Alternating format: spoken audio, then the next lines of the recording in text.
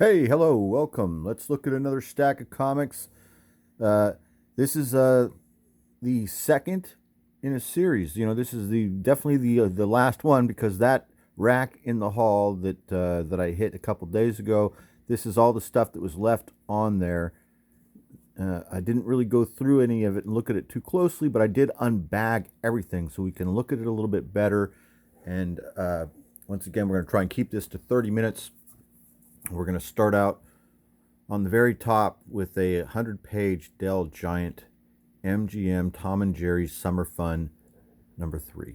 It's a 25-cent 100-page comic. Came out at the beginning of the summer. Really cool painted cover. This is just packed full of stories. This would have been summer of 1956. Tons of great stuff in here. It's really just like reading cartoons, and in many ways, it's much better. I started reading this stuff. I first saw Dell Giants when I was a little kid. Now everything in here is this is 1956. The cartoons are being shown at this time, so everything here is really on model, I think, with the MGM Studios, and it's just story after story. Right? There's probably 10 or 12 complete stories in here, as well as puzzles, educational stuff. Look at this. Barney Bear's Atlas art. So he showed, this is very interesting. So this is really cool. This is super educational for kids, isn't it? I never thought of Guyana. Is that Guyana? French Guyana? I never thought of Guyana as being shaped like a goose, but I guess it is. What's New Guinea? Is that a parrot? Puerto Rico, it's a pig or a polar bear? I'm not sure. What's going on in South America? I don't know. Anyway, it's pretty darn cool. So as I mentioned, I first saw the Dell Giant when I was a kid at my Aunt Madge's house, which was a summer house that my family owned, and then my Aunt Madge in her later years lived there full time. So in this house, there was always lots of stuff that had been left behind by my older cousins when they had been coming to visit and stay in this beach house in the 40s and 50s and even into the early 60s, right around when I was born and I was a little kid. So in the late 60s, much of this stuff was still there. The only comics that would be there would be Dell Giants like this, or Dell Western comics like a Roy Rogers or a Gene Autry, maybe a Tarzan, and then toys, army men and rubber cars. And I remember one of the things I remember first seeing there were those Airfix sets of those teeny tiny plastic figures that were like about this big. It came in these little boxes that had art on the outside of them, and I imagine that my cousin had probably got those in the late 50s, early 60s before he joined the Navy and left them behind, and they were there in one of those rooms, and they were cool. Full-on sets of little cowboys and Indians that were really only about this big. They're like 75 millimeter or something, made of hard colored plastic. I think they're a British company called Airfix. Look at how great this stuff is. So yeah, this is where I first read this stuff, but as I mentioned, this was a summer house, so this was stuff that was never even, I never even considered taking this stuff home or thinking that it was mine. It was just part of the house. But later on, when I was collecting comics, in the 70s, 12 or 13 years old, my cousin Dave, who had probably been the person who had owned those Dells I was telling you about, he was at my house in my room, and he's like, wow, you're into comics, huh? And he's looking at all these superhero comics and this Marvel stuff, and he's like, geez, what is this? He goes, where's the Roy Rogers? What happened to Dell? And I was like, huh? I didn't even really understand what he was talking about or remember, because it seemed like it was so long ago that these 10 centers. This is the Checkered Demon #3, adults only. It's one of these side-scrolling comics by S. Clay Wilson, 1979. I'm sure created here in the city of San Francisco. It is interesting. It is adults only, and it is rated X. And it looks like drug addicts just vomited onto a comic book. Doesn't it? It's really, it's very good. So I recommend The Checkered Demon by S. Clay Wilson if you can find it. It's a deep cut. And as I guess that's probably a good description. Here's a Gorgo comic. I really like this cover. This is a cool cover. I love this Charlton comic cover. Gorgo is this giant reptile, and he's fighting this giant robot with this tentacle-like hands. And I like how the eyes are closed. The Day the Earth Gave Up, released by MGM. This is Gorgo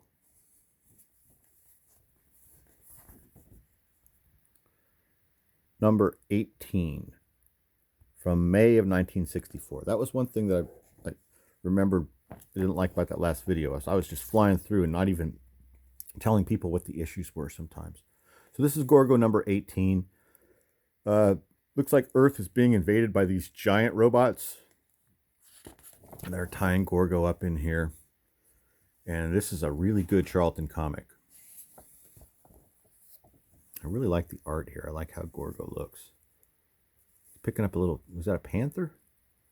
A black panther tried to attack Gorgo. Yeah. Look at this. I think this is Lyndon B. Johnson. That's LBJ. Who's that heavy guy? I don't know. I'm not sure. This is a great Roy Rogers cover. This is an older Roy Rogers. With Dells, a lot of times you can tell the older ones when you see that the monthly issues were 50-page or 52-page magazines. This wasn't even a special. This is just a regular 10-cent monthly issue of Roy Rogers. 52 pages, and it's a really cool cover. I like how he's ringing the dinner triangle there, and this needs to go up in my kitchen with my other food comic books. What is this? Coloring books? Oh, no, children's books. So, Roy Rogers. Number 66 from June of 1953. These are good, solid stories, adventure stories. They're kind of crime-themed adventure stories, obviously, every one. I don't see any John Buscema art right off in this one, but a lot of these do have John Buscema art in them. You just got to kind of look and find them. But all the stories are solid. It's good stuff. I recommend Roy Rogers. And there's definitely a charm to it, and it is pure Americana. Rin Tin Tin. Speaking of pure Americana, these are some of, looks like there's two of these of the older Rin Tin Tin issues. Let's see what issue this is. This is Rin Tin Tin and Rusty number 30 from May of 1959. So this is promoting a popular television show at the time called Rin Tin Tin. It was never called Rin Tin Tin and Rusty. It was just Rin Tin Tin. I watched this show in reruns in the early 70s, and I really liked this show. That's where I first learned about Rin Tin Tin, and this was the show that I watched, and it was a really, really good show. I enjoyed this as like a 10-year-old. I watched this every day after school. And this, in this incarnation of Rin Tin Tin, Rin Tin Tin is living with these cavalry soldiers at a fort in the West, and kind of the main character in these stories is always this kid named Rusty, and he is kind of Rin Tin Tin's master, but once again, nobody is ever really Rin Tin Tin's master. But these are entertaining Western stories. This kid is an orphan, Rusty, and so he's like living the dream. He's like living the dream of, he's an orphan, he's got this awesome dog, and he gets to live on an army base, and they make him a corporal, I think. He's like an honorary 8-year-old or 10-year-old corporal. This is, I like this cover where he's inspecting that arrow. Rinty, I think this might be an Apache. This is 36 from November of 61. This show was so popular. Let's do a real quick aside, and before we get to this beautiful Wonderland comics, So this show is so popular that they had marketing and they had toys. And this is one of my favorite Mark's toys that I have, and it is an authentic Rusty riding this horse. Isn't this beautiful? This is like hard plastic, and then the figure is like a soft plastic, and then all of the tack is like a soft vinyl. Similar. Let's take his hat off. Similar to the stuff that was later made that was on the Johnny West figures.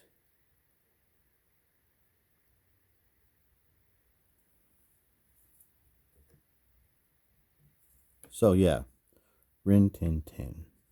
There, I did it again. So yeah, I gotta stop that, man. I don't like it. Move back there. Move over there. Okay. Wonderland Comics. This is very interesting. This is Wonderland Comics number 5, a prize publication. Very nice shape. There's some sort of a date mark with a grease pencil right there. I like that. This is a Howie Post cover and also Howie Post interiors. Down there, Post. This is the guy that did Anthro for DC. Very, very entertaining title. I think I've talked about before. Anthro. Caveman humor adventure title. Really cool cover, isn't it? Mother Goose Special. So it looks like Mother Goose is she's retiring and flying off into space, and she's receiving a pension. Is that what's happening? All right, what's the year on this? This is already, we can see this is a very cool comic. Number 5, Wonderland Comics, June, July 1946. It's in a really good shape, you guys. So this is some odd humor comics that are like parodies of fairy tales with an adult entertainment, all audiences twist. I would say 1940s style humor. This really isn't necessarily for little kids. I read this way back when I bought it, probably about 10 years ago, and I remember really, really liking it. Wonderland Comics. This is the only one of these that I have. Number 5. It's a prize publication. So it looks like it's Alex in Wonderland is that first story. And then here we got The Boy Pirate. That first story was Howie Post. I don't know who this is, but it's not as good. I don't really care for this that much, this style. So it looks like they put the best stuff up front, isn't it? Nip and tuck. And it doesn't look that great either. All right, what's here? Max the Magician. This looks a little bit better. The Revolt of the Robots. That looks kind of good.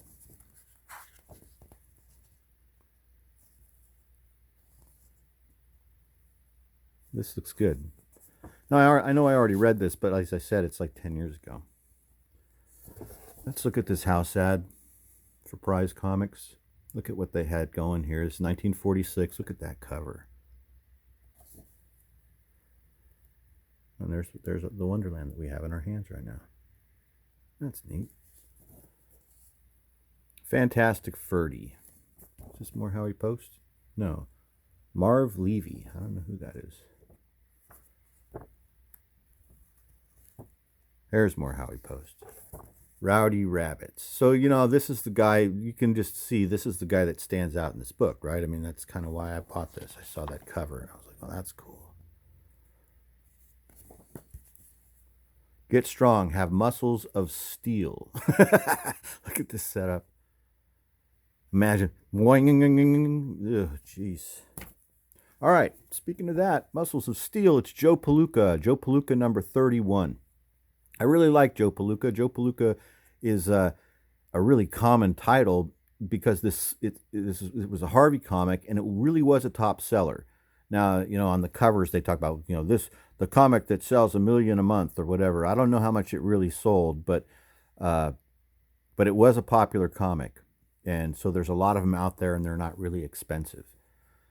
This is or they didn't used to be when I was buying them, or about 10 years ago. This is number 31, and it's a great cover First of all, he's getting knocked out by this cherub. Ham Fisher is the artist and creator of Joe Palooka, and then this is just a compilation of all these great Joe Palooka covers. Like I have this issue right here. This is the World War II type issue. It's a lot like Terry and the Pirates. I have this one. It's great, really good. I have a couple. I thought I had another one of these too. Oh, this one. I have this one. Okay. Joe Palooka. April 49. This is number 31. Starts with a Bobby Shelby bicycle ad. And then it talks about the story behind Joe Palooka, and I think it talks about the Joe Palooka statue that you could like Google on your phone. You could Google like Joe Palooka statue, and this statue still exists. It's in Bedford, Indiana, and it weighs 15 tons. Yeah. It's 8 feet tall. I'm sure it's still there. I'm pretty sure. Well, I know it's still there because when I read this comic years ago and I got it, I looked it up and I searched for the images of it. It's there. I don't think, if I remember right, the statue doesn't look as good as this drawing does. All right, Joe Palooka is a heavyweight boxer who also gets involved in adventure stories, thriller stories, crime stories, mystery stories, and even war stories. If there's a war going on, Joe is enlisted. I'm not kidding. He's like always enlisted if there's a war going on. This is 1949. Did I say 1949? That's why he's not in uniform. Yeah, this is 1949. So he's not in uniform. But a couple years after this, when it's the Korean War, Joe will be in uniform and he will be fighting the communist Chinese in Korea. I really like this stuff. So once again, this was a popular title, and it was a high quality title, and it plays out to this day. You can probably see that it's has a heft to it. It's a great comic. Here's a later issue. This is Joe Palooka number 95, and definitely there's so this is Joe Palooka's kind of sidekick, comedic sidekick. His name is Humphrey, and he's in this issue. He's running from commie spies. So yeah, Joe's fighting the communists here. It is 1956. Korea's over, but there's the Cold War. See, Joe Palooka in the Cold War. Oh, look at those hundreds of airplanes. I like that ad. Bulldog bicycle tires. See, look, here's Humphrey. So it looks like this main story in here is really a Humphrey story. We see Humphrey on the cover. Humphrey's getting into some sort of hijinks. This looks really good, right? I know I read it already, but it looks great looking at it again. You know, it's a funny thing about comic books is when you read a lot of them, they kind of all go together, and sometimes you just want to read them again. Wow, look at this Harvey house ad showing everything that was going on in 56. As you see, really great art. Well, here's the sequence that we had on the cover. He's got some MiG jet is trying to to vaporize Humphrey on his weird little cart. This is Treasure Chest. Treasure Chest is a Catholic comic book. Treasure Chest, I believe, wasn't really even sold in stores. Treasure Chest was available at church, at Sunday school, at Catholic bookstores, and at Catholic elementary and Catholic high schools. Pretty sure most of it was centric around the school year. Like, see, this is each volume. Wait. Hey, here's number 1 and number 2. So here's number 1. So each volume is a school year. Number 1 is always, look how dirty my nails are. So my nails are so dirty because I was at the beach all day today, and so I've got dirt, sand under my nails.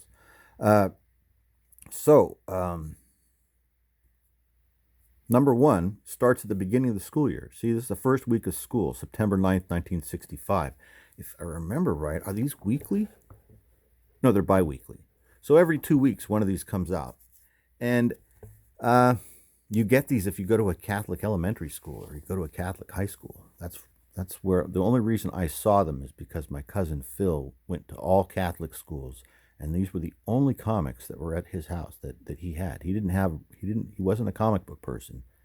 So the only comics that he had were these treasure chests, and I had to resort to reading them. So this is cool because it's the beginning, the very first issue. So it's the start of a new story. So Treasure Chest is an anthology story with some continuing episodic stories. This is the Champ. This year it looks like he's going to summer camp. I have another year where the Champ goes to the circus, and so the Champ is a character. He's this chunky kid, and as I mentioned, this was a Catholic comic book that was distributed in Catholic schools, I believe, or sold in Catholic schools for the most part. The quality is really high, but everything is very, morally and ethically, religious. It's a religious book, and it's very good. I have a bunch of them. I've got a big stack. Maybe we'll do an entire video on treasure chests sometime. So there's usually there's lots of text stuff in here. Look, this is exclusively for girls. There's lots of text stuff in here. There will be puzzles. There's educational stuff. Then there will be entire stories about the history of the Catholic saints. This is The Cross and the Tomahawk, the story of the North American martyrs, written and illustrated by Bill Walsh. This looks great. So yeah, this is just a real commonplace look of what's in here. And then sometimes there's unusual things in here. Like if I remember right, one of these issues that I have has some sort of a PSA that has to do with, was it smoking or something? Chuck White is one of the continuing characters as well that's always in here. Chuck White is like this teenager who struggles in school and he quits school and has to be an adult too early. That's kind of what it's about. Anyway, I feel like I have one of these treasure chests that has a full page PSA advertisement that's illustrated by Frank Frazetta. I feel like that exists. I could be wrong, but I think I have that. Here's the next issue of Treasure Chest, coming right after that one. It's got a Chuck White cover. Looks like Chuck is driving. It's weird that he has this right-hand drive car, but maybe it's supposed to be a European sports car, which they were very popular in the 1960s. So, and this is 1965. So this is the third or second week of school, and it looks like you've got a cop on the beat, and then you've got these hoodlums. I really like these hoodlums. They look cool. And then Chuck and then his buddy, I don't know what's going on there. We got more bookmarks. So who do we have? We got Pope John, President Johnson, and General MacArthur. Who do we have this month? JFK, Pope Paul, and Ike. Aren't these bookmarks awesome, you guys? I'm glad whoever, would you have been tempted to cut out one of these bookmarks? I like the MacArthur one. So here's the, episode 2 of The Champ at Camp by Frank Moss. We saw the last issue. So if this stuff interests you, once again, there's just some serious charm and attraction here for certain people. I like this stuff. Not everybody's into it, but this is stuff that's real affordable when it comes to, I guess this would be Silver Age, but when it comes to even the older issues of Treasure Chest, you're not going to be spending a lot. Not going to be spending a lot of money on finding the keys and filling in your spots in treasure chests. Although any one of these could be a key. It could be the first appearance of some saint, the Emperor of Mexico, perhaps. Learn how to draw the champ. I think is that what's going on here?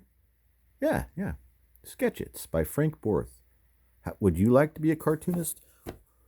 So we only got about 5.5 minutes left. I'm looking, and so we're going to power through and see if we can make it all the way through. We already talked about Rin Tin Tin and Rusty. Here's another issue of Rin Tin Tin and Rusty. It says 1954 right there, and there's some grease pencil on it. This might be an earlier issue. number 23. That's 1958. Why did it say 54 on the cover? Maybe that was supposed to be a 50, an 8. I don't know. Anyway, it's more Rusty and Rin Tin Tin. It's more goodness from Dell Comics with almost no ads. The only ads you get are on the back cover. Otherwise, it's just pure action in here. Here is an older Rin Tin Tin. This is an earlier issue of Rin Tin Tin before the Rusty idea had happened. So this is Rin Tin Tin number 8 from 1955. And at this point, Rin Tin Tin hadn't met Rusty, and Rin Tin Tin's even in an entirely different timeline. He's 100 years in the future. He's hanging out with this bold adventurer named Red Johnson. He's got this sidekick named Samson the cat. And yeah, they're on an adventure in like 1950s Alaska. Right? Whole different timeline, you know. So either it's the same Rin Tin Tin, and he's somehow he's immortal. It's a whole different Rin Tin Tin. Whoa, are you seeing this? I don't think I've read this. I would remember a giant robot whale. Look at this whale. It's actually a submarine. Rin Tin Tin number 8, Micah. If you don't already have this, if that's, it looks like it's a really good story. On these issues as well, Rin Tin Tin is often put into like these very dangerous positions. It wouldn't fly today. I don't think it would pass like some sort of standard against cruelty to animals. This is a Dell comic album. This is a title that 1960 that's inexpensive to collect as well. Each issue is a different cartoon character or comic book character. This is an all Popeye issue. Most of the issues that I have are all Duck issues, all Donald Duck. This is a really beat up Roy Rogers Dell Christmas issue. I think this is Christmas 1951. It's kind of beat. Number 37, January 1951. So Christmas of 1950. It's nice. Here's a really nice Christmas cover. I think this is the year later. This is a year after that one. This is in really good shape. If you don't have this, if you're a Roy Rogers fan, this is a great addition to your collection and also if you just have Christmas cover collections, this is a really good one to add to your collection. It's Roy Rogers number 49. From January of 1952, number 49 from 1952. And then this particular copy is autographed by Roy and Trigger. No, every one of them has this autographed by Roy and Trigger on it. Walt Disney Comics and Stories, really, really fun stuff. I love Walt Disney Comics and Stories. Also, isn't that a cool peanut brittle ad? This is November 1960. So these numbers are very hard to figure out. This is Walt Disney Comics number 242. Balloonatics. So really great stuff. This is stuff that you can find reasonably priced, and the quality of this is tops. It's top quality. This was a upper tier, high selling book every month, and you can always tell by looking at the advertisements. This is a Schwinn ad. This is like the best-selling bike in America at this time. This is not only the best-selling, but this is the bike that everybody wants. It's the highest quality. In here, what's the advertisement? It's Kraft Peanut Brittle. This is a top product as well. These are the ads that you would see inside of like a regular magazine. So what that tells you is that this comic is aimed at everyone at this point, age 8 to 80. Here's another comic album, just like that last one that we looked at that was Popeye. This one is the Three Stooges. June 1962. And this has to do with that Three Stooges cartoon that was on at the time, I believe, is why this exists. I think this is the same art style as that Three Stooges cartoon that was on TV. Wasn't really a very good cartoon. And it had these intros, these live action intros, with the boys, and this looks like it was a shot from like some of those, like a still shot taken during the production of those live action intros. This comic is banned in American schools, and so we really can't even talk about it. This is Hanna-Barbera Cave Kids. This is great title. We're almost, we could go off any second. I feel like the camera's going to turn off on me because it's been doing that when I get over 30 minutes. Cool thing about Cave Kids, back cover is always a pinup of the front cover, and it's beautiful. It is a comic that is made from nothing. There was no cartoon called The Cave Kids. This is just a comic book based on life in Bedrock, and it's a group of kids you've never met before that live in the Flintstones world. Can't recommend it enough. The last thing we're going to look at is the Bugs Bunny Beach Party. It's another Dell Giant. It's number 46. This is one of those ones with the cardstock covers. It has, I mean, this is like a book cover. 1961. This would have been summer of 61, and it is great. How is he holding up his own hammock? USS Bugs. Wow. So, yeah, the thing about these comics, this is a comic that could last you days as a kid. This might last you the whole week that you spend at Aunt Madge's house. Might not even finish it by the end of the week, because you're at the beach most of the time. All right. Thanks so much for watching, you guys. I hope you enjoyed this video of us looking at this other stack of comics. Have a great day. Thanks for watching. Talk to you guys later.